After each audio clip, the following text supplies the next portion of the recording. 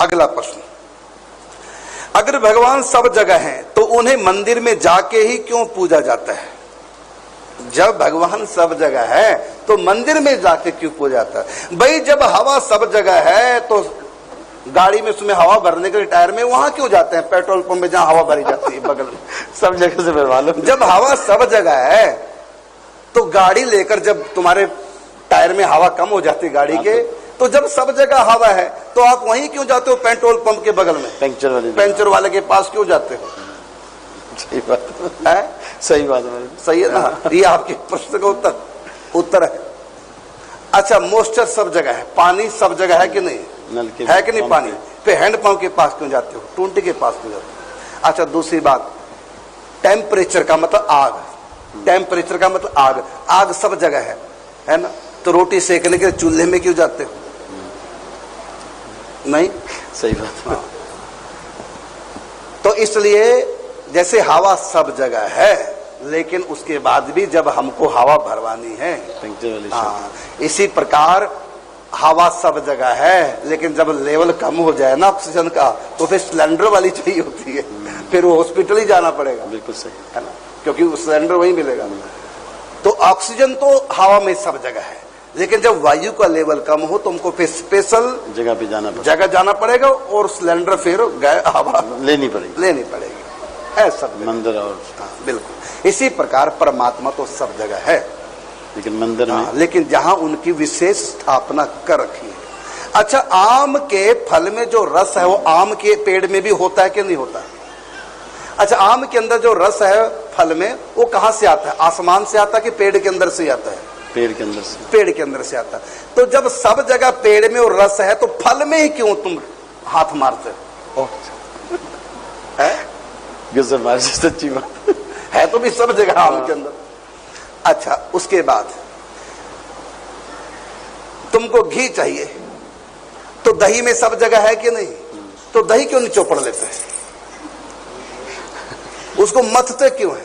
और मथ कर भी जब ऊपर तैरता ऊपर वाले क्यों उठाते हो? इसका कारण है। इसी प्रकार परमात्मा सब जगह, इसमें कोई दो राय नहीं। कुछ ऐसी जगह है जहां भगवान की शक्ति प्रकट होती है, जैसे तारों में बिजली सब जगह है कि नहीं है? ये जो तारे अंडरग्राउंड है इन सब के अंदर बिजली है कि नहीं है? लेकिन प्रकाश दे रही हो तारे, केवल बल्ब में ही अपना चमत्कार दिखाएंगे। अब करंट तो इसमें भी है, बिजली तो इसमें भी है, और बिजली कैमरे में भी है, बिजली तारों वाली सब जगह है। लेकिन लाइट कहां से देंगे? वो कैमरे से लाइट आएगी क्या? नहीं आएगी। तो बिजली तारों में सब जगह है लेकिन उसका प्रकाश बल्ब से वो कहीं कहीं है जहां इंस्ट्रूमेंट लगा रखे हैं। इसी प्रकार वहां हमने इंस्ट्रूमेंट लगा रखे हैं, बल्ब लगा रखे हैं, देखो सामने मंदिर में ठाकुर जी उसमें प्रतिष्ठित करके। और एक अलग बात वो ये है कि परमात्मा सब जगह है लेकिन हमारा भाव नहीं बनता, भाव उन्हीं को देखकर बनता है। ये भी एक कारण है, भाव सब जगह नहीं बन पाता। वो वही बनेगा जहां पर हमने स्थापित कर रखे। अगला प्रश्न लेते हैं, घर में शिवलिंग है तो क्या सावन में पूजा घर में कर सकते हैं या मंदिर ही जाना होगा? घर में जो आपके शिवलिंग है आप पूजा कीजिए लेकिन फिर भी मंदिर जाइए, मंदिर जाने की ज्यादा महिमा है। हाँ, अपने घर में भी ठाकुर जी है तो घर घर में ठाकुर जी, फिर तो मंदिर जाओ मत। फिर बिहारी जी भी क्यों जाओ, वृंदावन भी क्यों जाओ जब घर में मंदिर है तो? मतलब वहां जाना जरूरी है।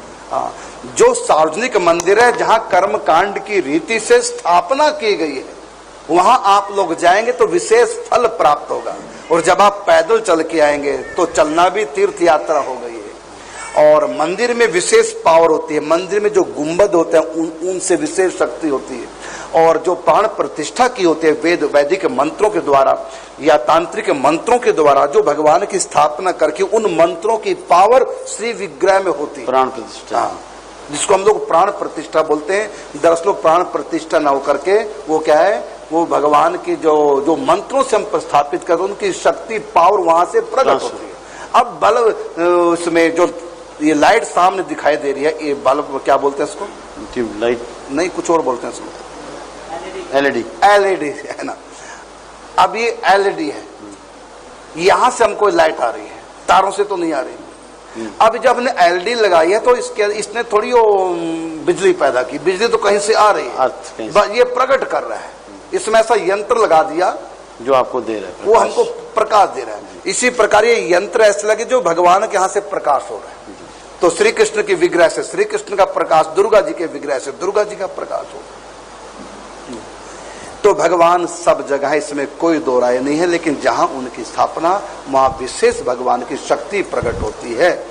जैसे अब ये आप देख रहे होंगे, बिजली यहाँ भी है, क्या बोलते हैं इसको? पंखा। पंखे में वो हवा दे।